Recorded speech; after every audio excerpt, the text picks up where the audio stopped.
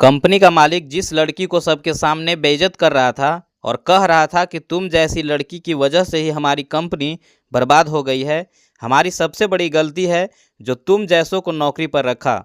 लेकिन फिर जब उसकी असली सच्चाई पता चली तो फिर ऐसा हुआ जिसकी किसी ने कल्पना भी नहीं की थी। सुबह का वक्त था। शहर की भीड़ भाड़ के बीच एक ऊंची बिल्डिंग की 7वीं मंजिल पर कंपनी का माहौल हर रोज की तरह व्यस्त था। उस दिन सुबह से ही काम का दबाव बहुत ज़्यादा था। क्लाइंट की फाइल जमा करने की आखिरी तारीख थी। संध्या जल्दी जल्दी रिपोर्ट फाइनल कर रही थी, तभी एक कॉल आया और फिर दूसरी फाइल का अलर्ट। भाग दौड़ में उसने ईमेल भेजा, लेकिन एक गलती हो गई। ईमेल में गलत डॉक्यूमेंट अटैच हो गया। शायद उसके मन ने महसूस भी कर लिया था कि कुछ गड़बड़ हुई है, मगर तब तक ईमेल भेजी जा चुकी थी। उसने सांस ली और सोचा, ठीक है, अभी सुधार लूँगी। उसे नहीं पता था कि आने वाले कुछ मिनट उनकी ज़िंदगी का सबसे कठिन पल बन जाएंगे। थोड़ी देर में आरव मालिक का बेटा, जो हाल ही में विदेश से पढ़कर लौटा था, ऑफिस में दाखिल हुआ। उसे देखते ही सब लोग सीधे होकर बैठ गए। वह संध्या के पास गया और बोला, संध्या, वो काम हुआ क्या जो मैं आपको कल दिया था? संध्या बोली, सर, उसमें थोड़ा टाइम लगेगा। मुझसे जल्दबाजी में एक गलती हो गई है। क्लाइंट को गलत फाइल चली गई है, मैं उसको अभी ठीक कर देती हूँ, आप चिंता ना करें। जैसे ही संध्या ने बताया कि क्लाइंट को गलत फाइल भेज दी है, आरव की भौहें सिकुड़ गई। वो तेज आवाज़ में बोला, यह क्या क्या संध्या? उसकी आवाज़ में झुंझलाहट थी। संध्या ने कहा, सॉरी सर, मैं कह रही हूँ थोड़ी गलती हो गई थी, मैं अभी सुधार देती हूँ। सॉरी, आरव ने बीच में ही काट दिया। क्या यही है आपकी प्रोफेशनल? इतने साल से काम कर रही है और इतनी बड़ी लापरवाही? यहाँ हमारी कंपनी का नाम डूब रहा है और आपको बस सॉरी कहना है? पूरे ऑफिस में सन्नाटा छा गया। सबकी निगाहें अब संध्या पर थी। उसने कुछ कहने की कोशिश की, सर प्लीज़ एक बार, लेकिन आरव ने और कड़े लहजे में कहा, मुझे बहाने नहीं सुनने, मुझे रिजल्ट चाहिए।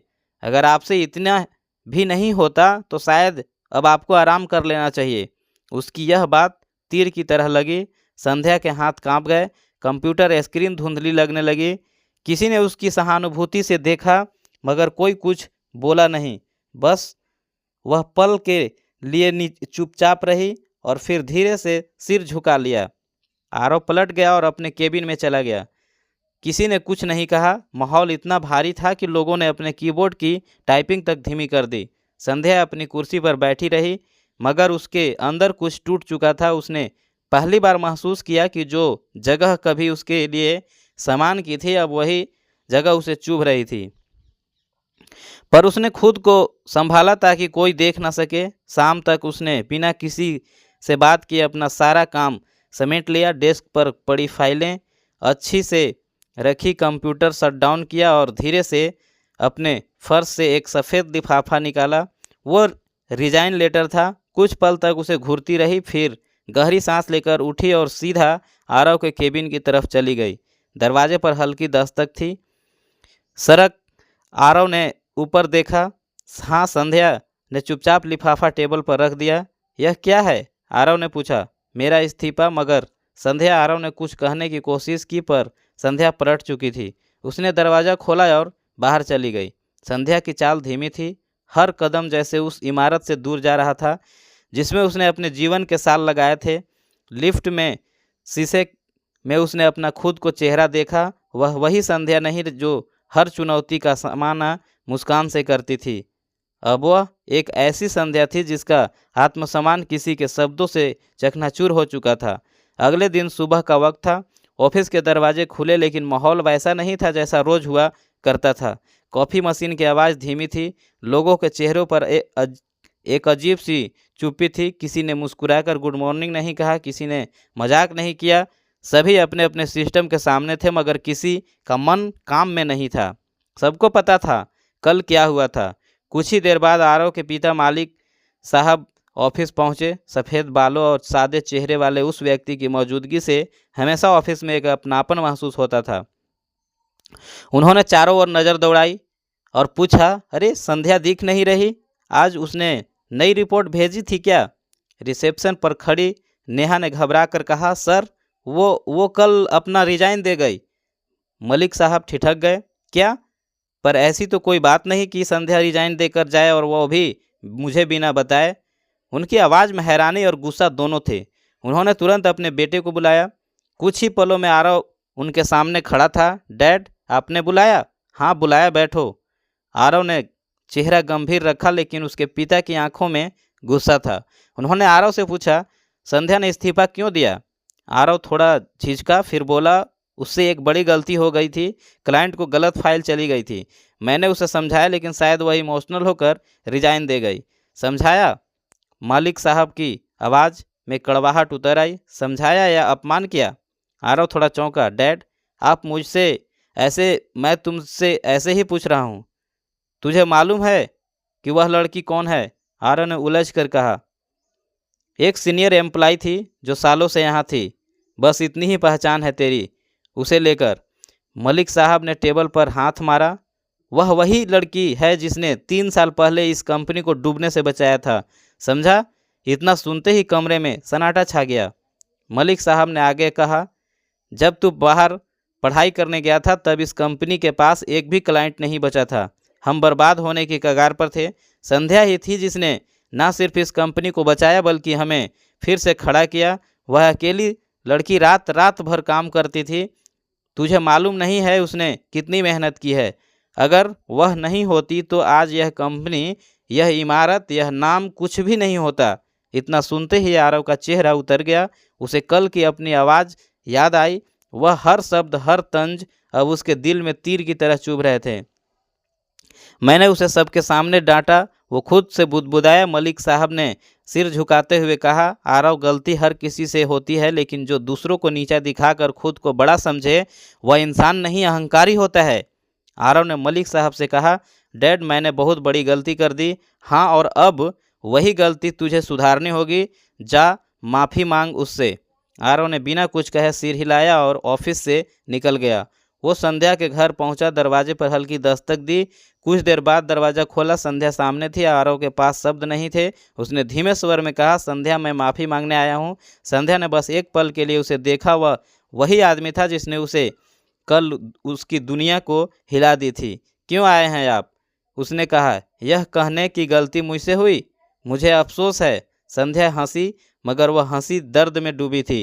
अफसोस? अफसोस तब होता है जब किसी को एहसास हो कि उसने इंसान को, उसके आत्मसम्मान को तोड़ा है। आरव ने सिर झुका लिया और कहा, मुझे एहसास है। सच में आप चाहे तो मुझे सज़ा दे दीजिए, पर माफ़ कर दीजिए। संध्या बोली, माफ़ी आसान है आरव साहब, लेकिन सामान वो जब एक बार टूट जाए तो फिर कभी वापस नहीं मिलता। आरव कुछ पल चुप खड़ा रहा, फिर कहा, मैं समझ गया, अब और कुछ नहीं कहूँगा, बस एक बार माफ़ कर दो। संध्या ने कहा, आरव साहब, जब चोट आत्मसम्मान पर लगती है तो किसी के लिए माफ़ी नहीं निकलती। भलाई इसी में है कि आप यह बात यहीं ख़त्म कर दें।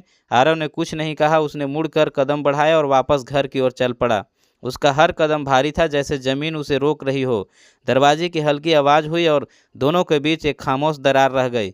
वो रात आरव के लिए बहुत लंबी थी। वो अपने कमरे में बैठा रहा। पिता की बातें, संध्या की आवाज़ और खुद की गलती तीनों एक साथ दिमाग में घूमते रहे। नींद आंखों में आई भी तो अपराध बोध के साथ। उसे महसूस हुआ सिर्फ एक गलती ने किसी का कैरियर नहीं, किसी की आत्मा को तोड़ा है। वह सोचता रहा, कभी कभी इंसान सब कुछ समझने में देर कर देता है और जब समझ आता है तब बहुत कुछ खो चुका होता है। दिन बीतते गए, मगर कंपनी का माहौल अब पहले जैसा नहीं रहा। संध्या के जाने के बाद ऑफिस की दीवारों में एक अजीब सी खामोशी बस गई थी। लोग काम पर आते तो थे, पर मन से नहीं। क्लाइंट्स के कॉल आने बंद हो गए। रिपोर्ट में गलतियां बढ़ने लगी थी। हर मीटिंग अधूरी रह जाती थी, जैसे किसी ने दिशा ही छीन ली हो। आरव के चेहरे से अब घमंड की जगह बेचैनी झलकती थी। वह खुद को काम में झोंक देता था। रात रात जागकर कोशिश करता कि सब ठीक कर दे, लेकिन जैसे ही किसी प्रोजेक्ट में दिक्कत आती उसे याद आता, अगर संध्या होती तो शायद सब संभल जाता। एक दिन कंपनी का एक पुराना क्लाइंट मीटिंग में आया। उसने कहा, आपसे के पास वह पुरानी टीम नहीं रही? वह लड़की कहाँ है जो काम संभालती थी? संध्या। आरव चुप रहा। क्लाइंट ने सिर हिलाया। उसके बिना यह कंपनी कुछ अधूरी लगती है। वो वाक्य आरव के दिल में गूंजता रह गया। मलिक साहब ने मीटिंग खत्म होने के बाद कहा, देख लिया बेटा, जब इज्जत खो जाती है तो काम अपने आप गिर जाता है। आरव ने कुछ नहीं कहा, बस धीरे से बोला, डैड, अब सिर्फ एक ही रास्ता है, बचा है माफ़ी। अगले ही दिन सुबह आरव और उसके पिता संध्या के घर के बाहर खड़े थे। दरवाज़ा खुला, संध्या के पिता सामने थे। उन्होंने दोनों को देखा और उनके चेहरे की झिझक भांप ली।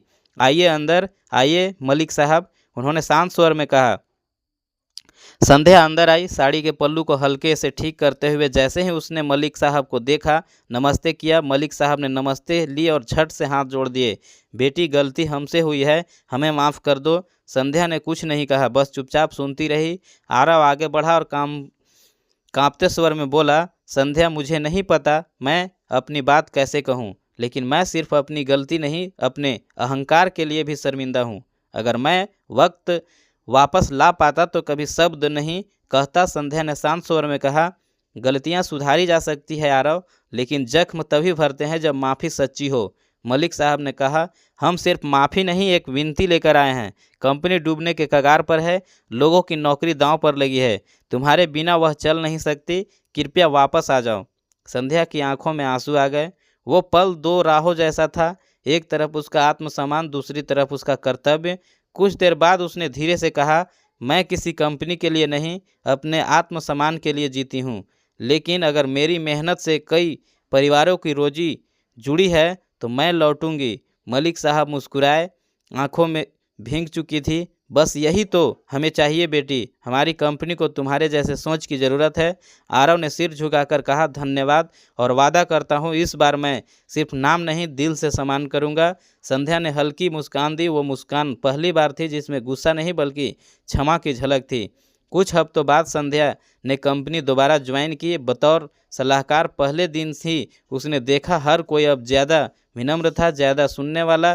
धीरे धीरे कंपनी फिर उठी खड़ी हुई, क्लाइंट्स लौटने लगे, प्रोजेक्ट सफल होने लगे, कर्मचारियों में ऊर्जा लौट आई। लेकिन अभी एक ऐसा पल संध्या की जिंदगी में आना बाकी था जिसकी कल्पना उसने कभी नहीं की थी।